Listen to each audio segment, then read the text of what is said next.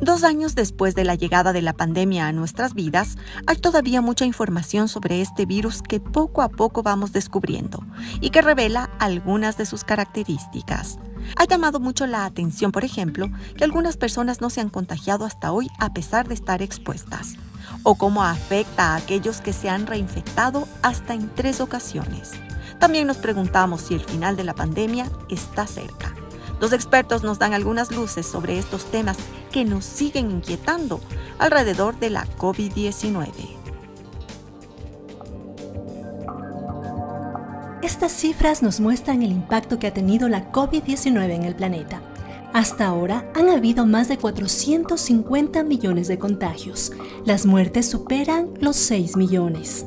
Los países con más casos confirmados son Estados Unidos, India, Brasil, Francia y Reino Unido. Desde el inicio de la pandemia, el Ecuador ha reportado 836.000 personas contagiadas. Se han perdido más de 35.000 vidas. Hasta hoy, 4.410 millones de personas han sido vacunadas con 2 dosis. Esta es una de las mayores crisis sanitarias y sociales que ha vivido el mundo en los últimos tiempos. El virus que quizá es el más contagioso de la historia que ha tenido esta humanidad, incluso superando en número de contagios a lo que podría provocar el sarampión. El sarampión contagia en 12 días a 15 personas. Y este SARS-CoV-2, que es el mismo virus de Wuhan, que ha mutado, que ha modificado, pues este Omicron podría contagiar hasta 6 o 10 personas en 4 días. Nos cogió desprevenidos y no podemos permitir que para las próximas y futuras amenazas pues estemos de igual forma como estuvimos al inicio de esta pandemia. Muchas cosas hemos aprendido muy rápidamente, hasta hemos producido vacunas frente a una enfermedad nueva, que es algo inédito, ¿no es cierto? Algo que nunca antes se había visto, sin precedentes. El escenario más probable es que nosotros vamos a convivir con este virus, se va a convertir en un virus adicional de los que generan lo que llamamos nosotros gripes o catarros. No conocemos todavía las características de estas gripes, pueden ser más mortales, por ejemplo, pero vamos a tener una estabilidad más alta. Siguiendo los datos, en algún momento vamos a entender que ya ingresamos en la fase de una endemia. Este es el escenario más probable, como dijimos. Entender y controlar esta pandemia ha sido un desafío, pues los virus cambian constantemente, y esto desencadena la aparición de variantes o cepas nuevas que incrementan el riesgo de reinfección. María Belén, quien tiene 22 años, ha tenido que pasar por este proceso 3 veces.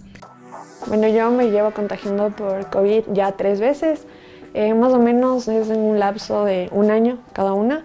Y bueno, mis síntomas realmente fueron variando, nunca fueron los mismos. La primera vez yo me contagié cuando empezó la pandemia, creo que teníamos 1 mes. Comencé con síntomas muy leves, síntomas como cansancio, fatiga, síntomas de gripe. En esta cuarentena que yo tuve, que fue casi una cuarentena de 1 mes, el COVID se podría decir que comenzó a atacarme mucho mis pulmones. Yo no podía dormir, yo no podía respirar, yo sentía que los doctores me dijeron que yo tenía una laceración en el pulmón derecho. A consecuencia de eso yo me canso al hacer ejercicio o actividad física.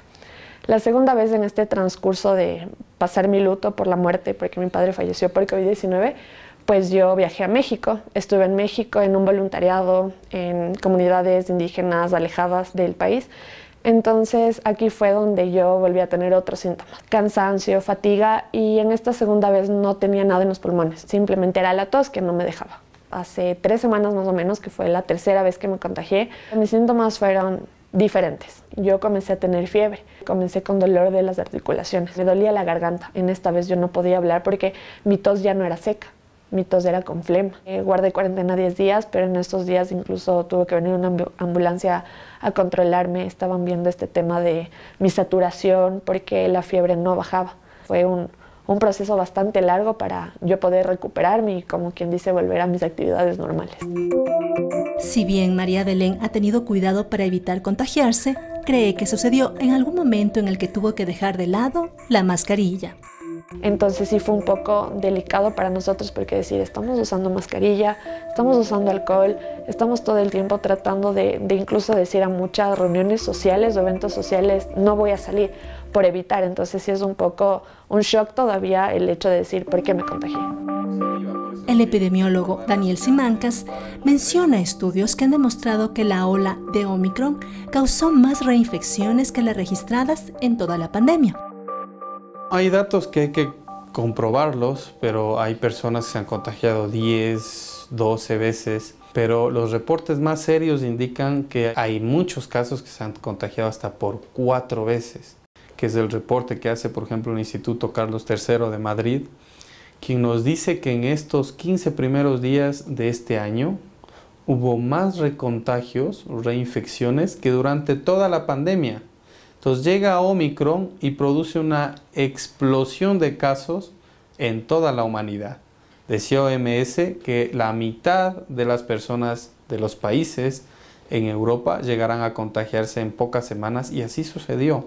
Omicron nos viene a dar una lección de que es posible la reinfección tanto con vacuna como con no vacuna. ¿Qué es lo que pasa? Que los anticuerpos están en la sangre, pero la infección se da en las mucosas. Las vacunas no son esterilizantes, no ponen una pared, un freno a la infección. Entonces nosotros colonizamos en la nariz y en la boca la infección, pero cuando esta quiere pasar a los pulmones, ataca la vacuna y ataca la inmunidad. ¿Qué evita eso? La neumonía y evita la enfermedad grave. Para los escépticos, el que muchas personas se hayan contagiado pese a estar vacunadas fortalece sus dudas frente a esta inmunización. Sin embargo, la ciencia ha demostrado que la eficacia de las vacunas está en que ha reducido notablemente el riesgo de complicaciones graves o muerte.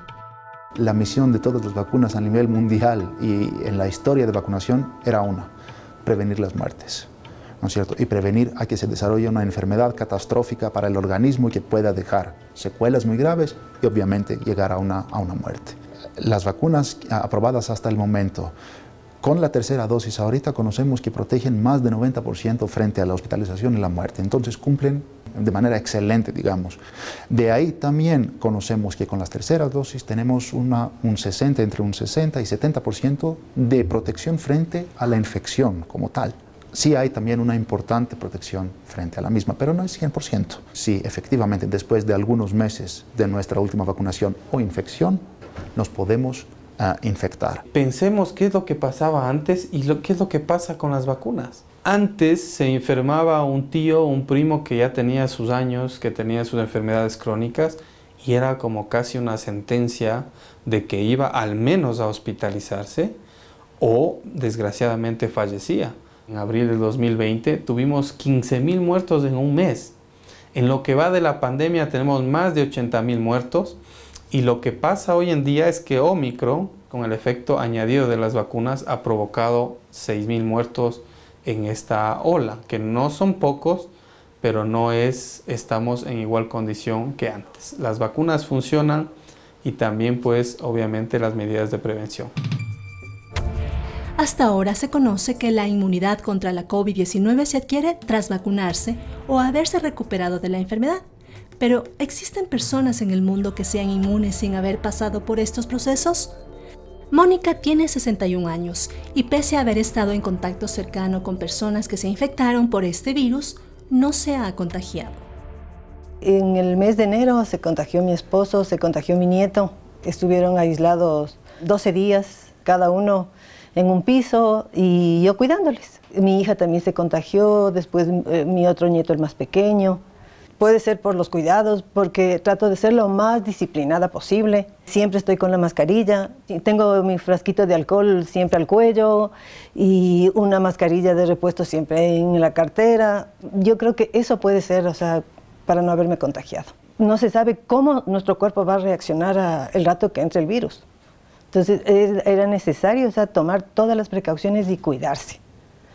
Pero no todas las personas son tan disciplinadas.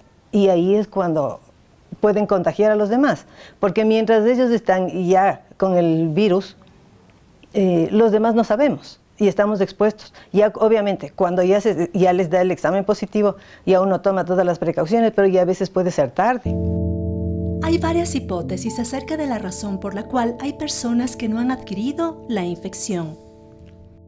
La primera pregunta que debemos obviamente responder es si es la inmunidad de estas personas que los protege de una infección o si son características de la persona que les transmitió el virus. Entonces, si lo contactamos a esta persona en los primeros 2 días de su infección, probablemente no nos puede contagiar. Entonces, no es una cuestión de la persona que nos infectó, sino de que esta persona infectada todavía no puede transmitir. Eso también aplica para los últimos días de contagio de una persona. De ahí, entonces, también hay algunas características de la persona que está en contacto. Personas vacunadas, sobre todo, y personas previamente infectadas, sabemos nosotros que tienen un cierto grado de inmunidad, mismo que los puede proteger de una infección, aunque estén en contacto con una persona infectada en su periodo de transmisión. Por otra parte, hay ciertas características, pueden ser genéticas, por ejemplo, que nos pueden proteger. Sabemos ya, nosotros hemos identificado algunos genes que, por ejemplo, predisponen frente a una enfermedad más grave o una enfermedad más leve o incluso a un cierto grado de protección. Y por último, entonces, hay alguna protección que puede surgir de una infección previa con otro coronavirus. Sabemos nosotros que hay 4 coronavirus con los cuales convivimos. Son los responsables entre un 20 y 30% de las gripes comunes. Puede generar lo que se llama una reacción cruzada. ¿Qué significa reacción cruzada? Puede inducir algunas defensas que incluso nos puede proteger frente a este nuevo coronavirus. Un caso que ha llamado la atención de la comunidad científica es el turco Muzaffer Kayassan, quien contrajo el coronavirus en noviembre de 2020. Él tiene leucemia y a ese escenario complejo se suma que durante 14 meses ha dado positivo a la COVID-19 en las 78 pruebas PCR que le han hecho. Durante todo ese tiempo ha pasado aislado. Esto se debería a su sistema inmune debilitado. Normalmente eso sucede en personas inmunodeprimidas, por personas, por ejemplo, con ciertos tipos de cáncer, con diabetes, con algunas enfermedades de base que debilitan el sistema inmunológico y sobre todo personas infectadas por VIH y pues que ya padecen con SIDA, ¿no es cierto? Estas personas realmente, y eso lo sabemos del desarrollo de la Delta probablemente y de la Omicron ahorita, son el caldo de cultivo para la formación de nuevas variantes. El hecho de que el virus puede permanecer por mucho tiempo dentro de un organismo sin que este organismo lo pueda depurar, permite al virus cambiar tanto para que se produzcan variantes tan diferentes en comparación con la variante anterior, ¿no es cierto? Y este es el problema mayor. Todos los virus cambian con el paso del tiempo, lo que puede contribuir a su fácil propagación. La única certeza que existe es que la inmunidad será la clave para controlar la pandemia. Cuanta más población esté vacunada a nivel mundial, más cerca estaremos de superarla. Sin embargo, los expertos alertan que todavía no es tiempo de relajarse, pues la COVID-19 todavía no ha desaparecido en el mundo. Hay mucha gente todavía vulnerable. Nuestros niños, los niños no vacunados, están expuestos al COVID. Y otro sentido es, ¿podemos hablar de un esquema completo con 2 dosis? No, ahora el esquema completo son 3 dosis. Si tenemos tan solo al 20% de población con tercera dosis, ¿por qué hablamos de despojarnos de una de las estrategias que más ha beneficiado a la ciudadanía para evitar el contagio, que es la mascarilla, el distanciamiento, lavado de manos, evitar aglomeraciones y reuniones? Hay que proteger a nuestros enfermos crónicos, hay que proteger a nuestros adultos mayores que ya están a meses de haber recibido la tercera dosis. Y también hay que cuidar a nuestros profesionales de la salud. Les hemos tenido más de 2 años clavados en las emergencias, en la terapia intensiva, y no tenemos un poquito de solidaridad con ellos para que tengan un respiro. Todavía entonces nos puede sorprender mucho más este virus. No sabemos, no tenemos absolutamente ningún sustento científico para decir que en 1 mes, 2 meses, 3 meses vamos a salir de la pandemia. No sabemos cuándo va a pasar eso. Ojalá sea este año. Lo que podemos hacer y lo que hemos visto es que la vacunación, por ejemplo, protege. Y por otra parte, no bajar la guardia hasta que tengamos los datos científicos que nos permitan un poquito relajar algunas medidas Como dije, eso se debe hacer de manera paulatina. Por otra parte, debemos entender y debemos tener una visión global. No somos el único país en este mundo. No debemos olvidar que hay diferentes países, sobre todo los países africanos, Haití, por ejemplo, con tasas de vacunación extremadamente bajas. Estos son los sitios, los caldos de cultivo, los núcleos de formación de nuevas variantes que posiblemente pueden ser más transmisibles, más mortales. No sabemos, ¿no es cierto? Entonces debemos ser bastante cautelosos con la toma de estas medidas. La pandemia pasará en algún momento, pero nos dejará cicatrices y aprendizajes.